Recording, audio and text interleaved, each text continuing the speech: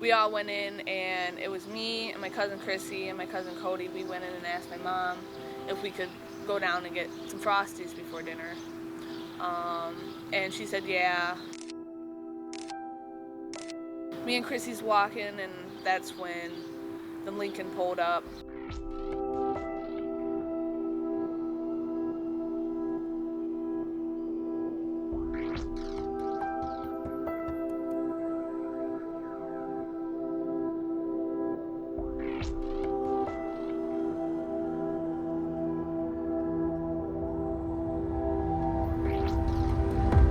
Here we are, I'm 15 years old, my cousin is 14, and we're here at a truck stop, being forced to work it, being forced to go from truck to truck, asking, if the guy would like to have sex with us, and we're young girls, terrified out of our minds.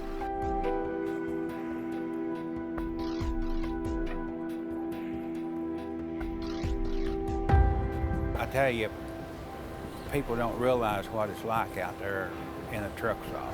A lot of the truck stops I go into, you see a lot of the girls, and a lot of them are very young. One of the things that we saw in Oklahoma that disturbed us quite a bit was seeing a van pull up with a woman driving, and as she opened the doors, I think there were about 5 or 6 girls that got out. It looked like they ranged anywhere from 15, 16, maybe 18 years old, but all of them very, very young. This one, she didn't even look 13, 14 years old.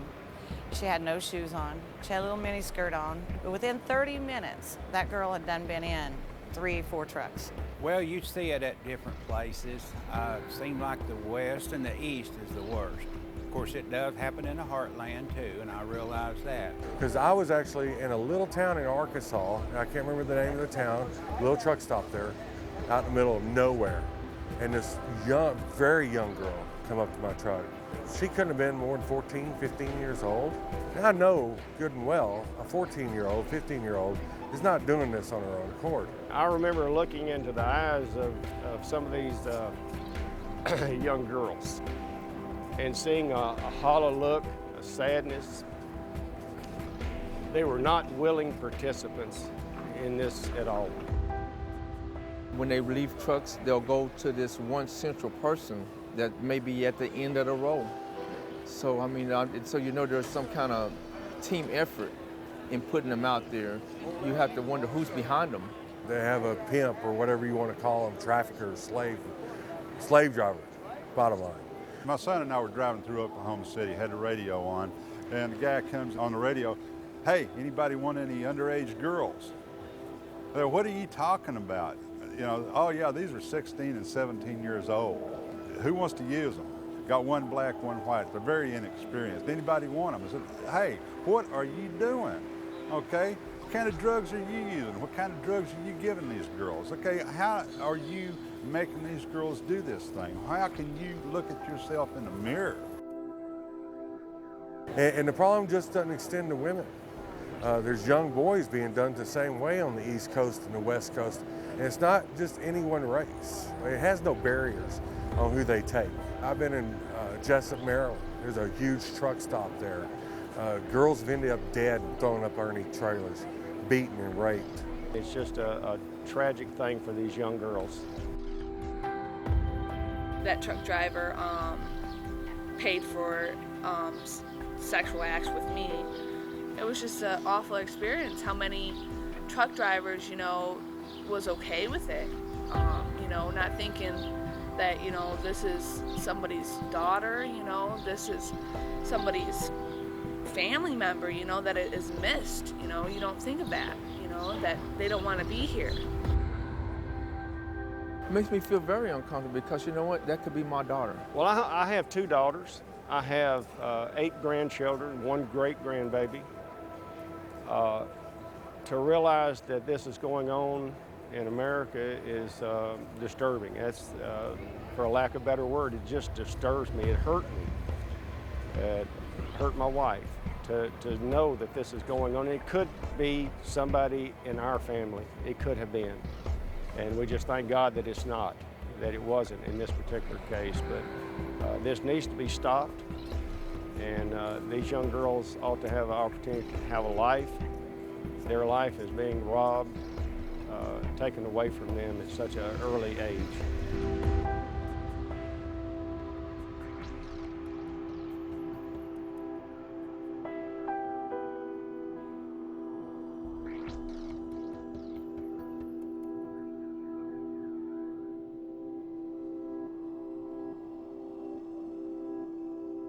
My name is Mark Brown. I've been in the transportation industry since 1971. I drove for 31 years.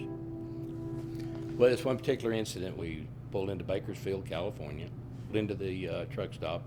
I was doing some paperwork and just happened to notice this young lady going from truck to truck to truck. And then finally I heard somebody knock on the door. So I put the windows down and looked down there and seen her. So I got out, shut the door. And she said, you want a date, buddy? And I said, no. I said, I've got one question for you. She said, what's that? I said, why are you doing this? Because I was concerned. She probably looked in her 14, 15 years old. I really couldn't tell of her age, but she was very young. She said, just look around the corner of the truck down there, and you'll see that Cadillac down there. That's why I did it. And when I looked down there, I didn't see anybody in the vehicle, but I knew what was going on. And when she walked away, I got back in the truck and I sat there and thought, why don't I just go walk across the parking lot and call the police? Well, I didn't do it. And for 30-some years, that has really bothered me to the point that I feel that if people was aware, would just get involved, it doesn't take that much. It's nothing but a simple phone call.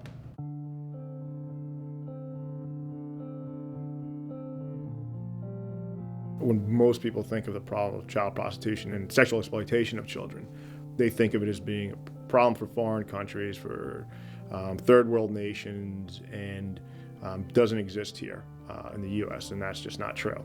I think the first thing that people think about when they think about trafficking is they think about people being put in a van or put in an airplane and brought to another country and stuffed in a room.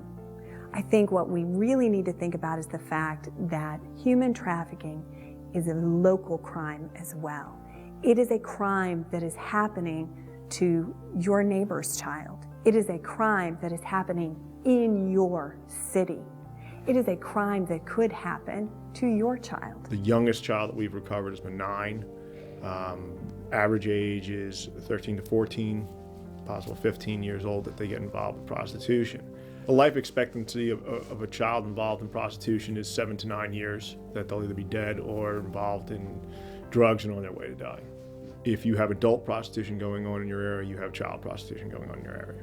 And it happens in a number of different venues and areas, from casinos to your traditional street prostitution to the internet now, as well as truck stops and other venues. Is half an hour, an hour worth of your own personal pleasure worth taking away the childhood and the life of a kid, of a person, and making them feel as they have no self-worth for 20 minutes of self-gratification to steal someone's life away? And that's what people have to understand about what this problem is. Traffickers literally can be anybody that has chosen to exploit a child by force, by fraud, by coercion, by in any way, and selling them. Nobody wakes up and says, gosh, I'd really like to sell myself on the streets today. That is something that is being directed by the victimizer, by the trafficker. And these kids find themselves in a situation they literally cannot get out of. This is old-fashioned greed. And where you can only sell a drug one time, you can sell a girl or a boy or a man or a woman over and over and over again. Your pimps that do exploit these children and get these children involved can come from any background. Your pimps are your individuals that will look for vulnerable kids. What the pimp culture and psychology tries to do is they try and take the place of the father figure or the family figure. They refer to their victims as being their family or their folks. And that's what they call one another when they're with their victims. Now, when a pimp talks to another pimp, he refers to them as their stable. And that's how they really are looked at. They're looked at as livestock. They are to be sold and traded. Girls never get any of the money. That's, a big myth is that they're allowed to share some of the money. They never are. All the money goes to the pimps. The victims are rewarded with beatings and rapes. It's a brainwashing that begins in a dependency that the pimps try to put on the girls so that they cannot live without them, and that this is all that they can amount to and do.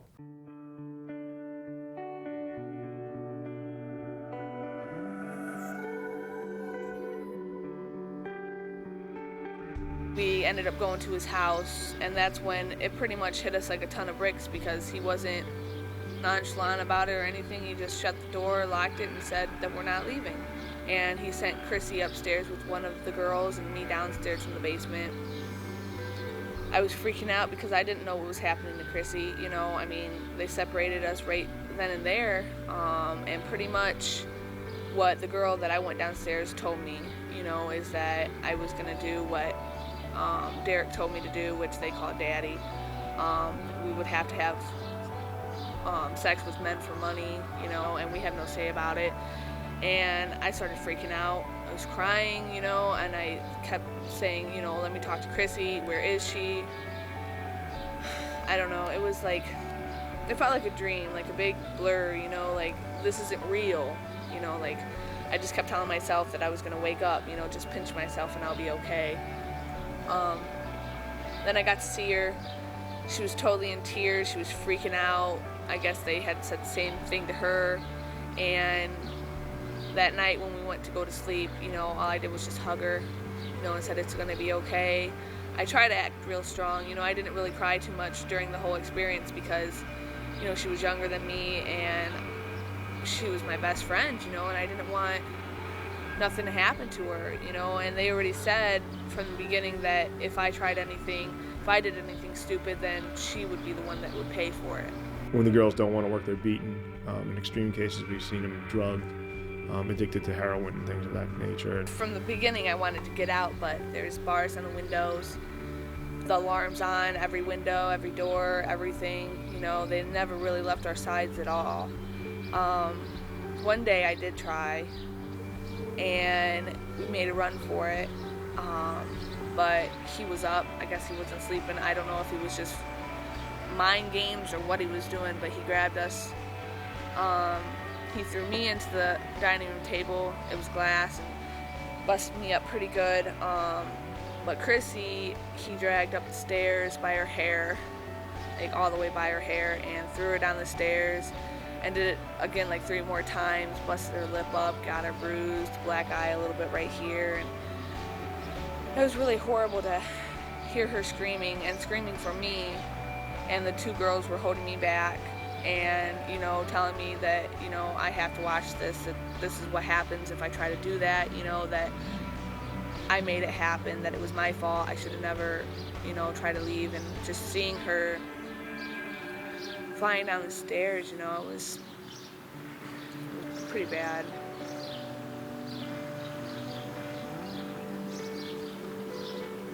They had us practice stripping in the garage. They had a stripper pole and mirrors, and Chrissy didn't want to do it, They had her in these pumps and this outfit, that didn't cover anything, and she didn't want to do it. And they made her do it, and they kept saying, you're going to do it, and they slammed her up against the mirror and slammed her face into it and stuff, and they said, fine, you don't want to do it, and they would come over and they would just slap me, and until Chrissy agreed to do it. That's what they did. They just played us off each other. And it worked, I'm hard pressed when I hear people say that, some do it willingly and want to do it willingly. I don't think anyone would really want to be beaten and raped on a daily basis and beaten in the most extreme ways. Violence goes hand in hand with these type of cases, and it's used to break down the girls. It's used to discipline the girls. It's used to gain complete control over them. I don't think there's any real willingness of your victims, especially your child victims. You know, at the truck stop, we were not together. She was God knows where, you know, and I was over here. I didn't, you know, one phone call saying, hey, she's acting up, or hey, she's trying to run, or she's trying to signal a truck driver that, you know, that something's wrong, she's not acting right, and something could have happened to Chrissy, you know, or vice versa. From the very beginning, they drilled it into my head, they drilled it into her head that, you know, if we try to act up, something really bad was going to happen. I mean, you couldn't see it on the outside looking at me, you know, you couldn't see that something was wrong, you know, but deep down in my eyes, you know, there's something wrong. You know, I was crying out for help, but I couldn't do it because, you know, I didn't want to end up dead. I didn't want her dead and it be my fault. You know, I mean, it's like they had us completely wrapped, completely controlled, you know, to where we were brainwashed, to where we were like, okay, we have to do this or else, you know, something bad could happen. I mean, who knows if they knew us well enough, they could have known where my family lived, you know, and killed them, you know, anything was going through my mind that, you know what, I have to do this or else something bad's going to happen to me, to my family, to my friends, anything, you know. And it's not something that you really see out on the surface, but it's happening, you know, inside my mind it was happening, you know. I was scared, unbelievably scared. Threatening one's family, a lot of times what they'll do is use that to threaten against the girls that, you know, I'll kill your family if you don't do this. I'll kill your mom, I'll kill your little brother, I'll kill your kid. Sounds unrealistic, sounds crazy, like something plot from a movie, but it is happening. I've seen it happen in more than one of my cases, and we get reporting back from the field that happens. It's a common occurrence that will happen, threatening other families.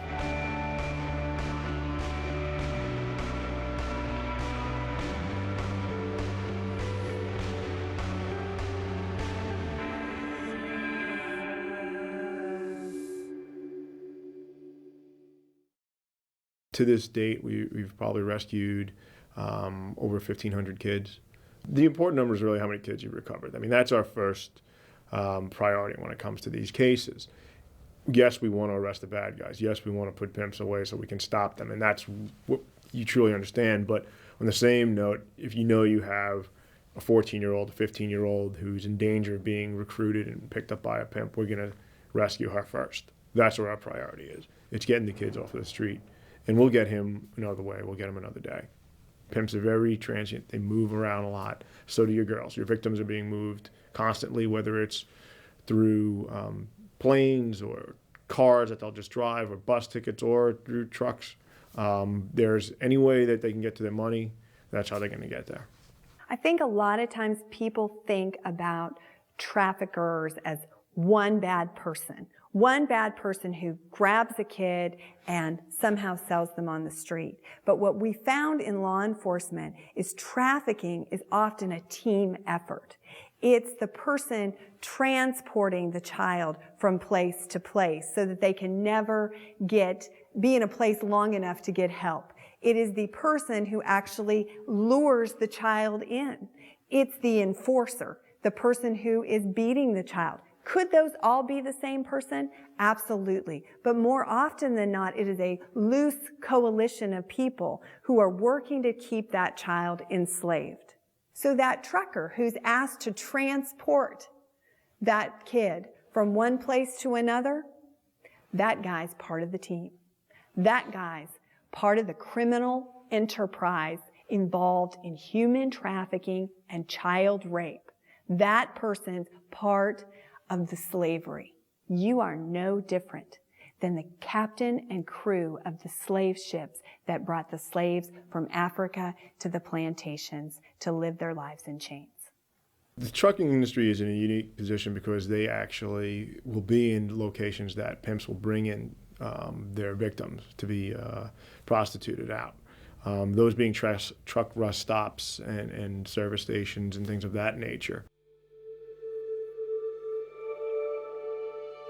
What we have primarily done is created thousands and thousands of wallet cards with the national hotline number on them, and they also include, these wallet cards includes indicators to look for that you might be interacting with a potential trafficking victim.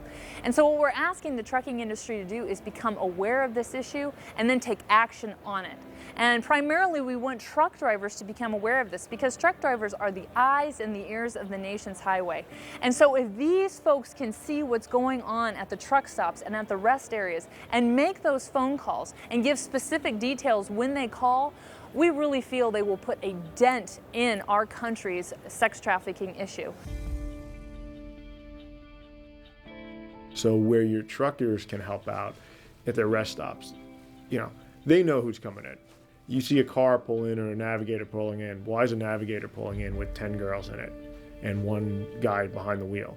And all of a sudden you've got a bunch of young girls walking out in revealing or lingerie clothing and knocking on cabs or talking over CBs saying, hey, you know, is anybody looking for a date?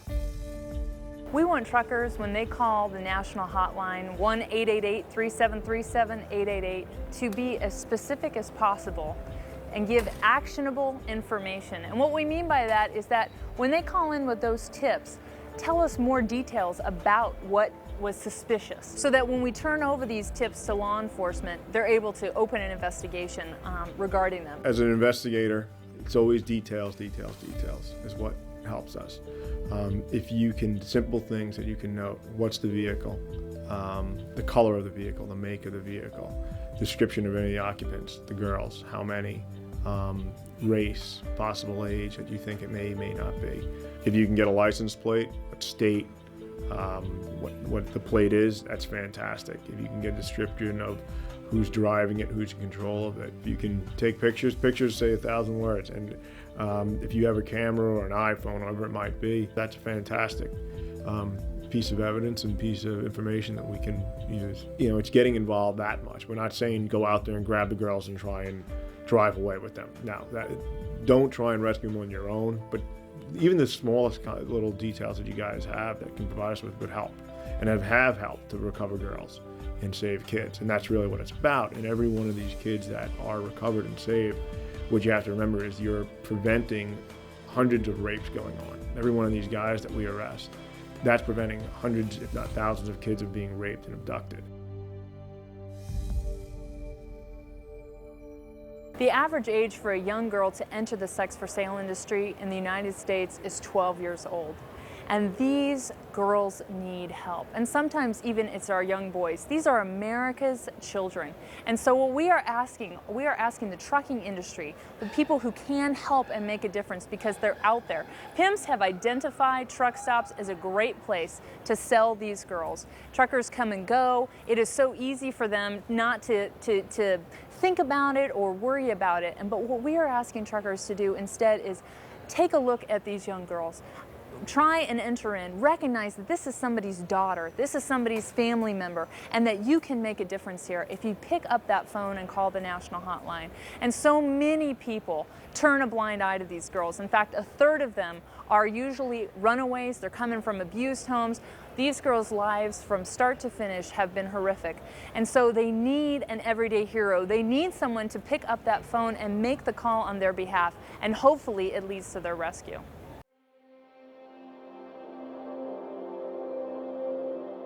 There's 2.4 million CDL drivers in the United States. We need to educate them about what we're talking about right here, human trafficking. We can make an impact. We can change everything that goes on out there by getting involved. Thank God what saved me was that truck driver that called in and said, hey, you know, this is whoever at the TA truck stop, you know, and we have some girls out here that look pretty young. 911. A couple of girls at the TA at 167 trying to do business out here. Because this trucker made the call, I have an opportunity to actually have life. You know, I have this baby, this is the second one now, second one on the way. I have a little girl, this is a little boy.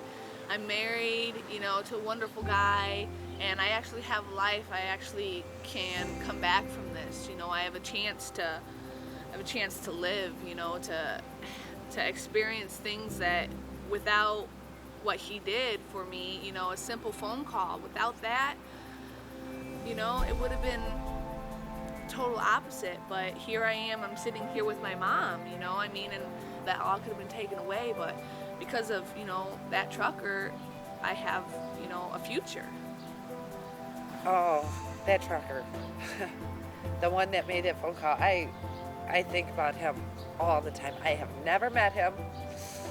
I don't know who he is, but boy, I owe him a lot. If it wasn't for him calling the police and saying that she just doesn't look right there, I have no idea what would have happened. Boy, am I thankful to him, to that truck driver. God, am I thankful to him. And if he ever sees this, thank you, thank you, thank you.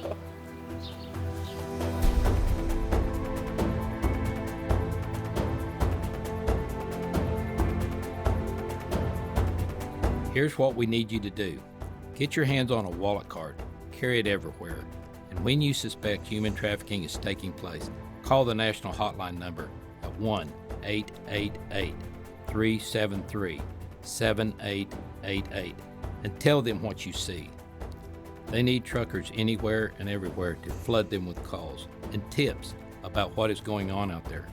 Truckers are the eyes and the ears of our nation's highway, and you all see what most cannot or do not. So make the call and save lives. Raise awareness about domestic sex trafficking with everyone you know. Talk about what you've just seen on this video. Tell the stories of these young girls and help educate other members of the trucking industry so they can become truckers against trafficking. Ask your safety director to show this DVD to your entire company. Make human trafficking a regular part of safety training. Hang up TAT posters in your break rooms. Tell all Travel Plaza Center's employees about human trafficking and signs that they can be looking for. Get extra wallet cards or copies of this DVD. Pass them out to other members of the trucking industry. Tell others our website, truckersagainsttrafficking.com.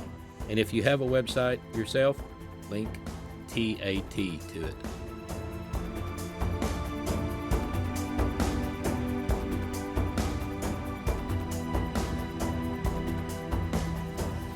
When you get the knock at the door, you have three choices. Choice one is to totally ignore them. Choice two is to invite them in. Third choice is think and make a call. Make a call because you could be saving a life.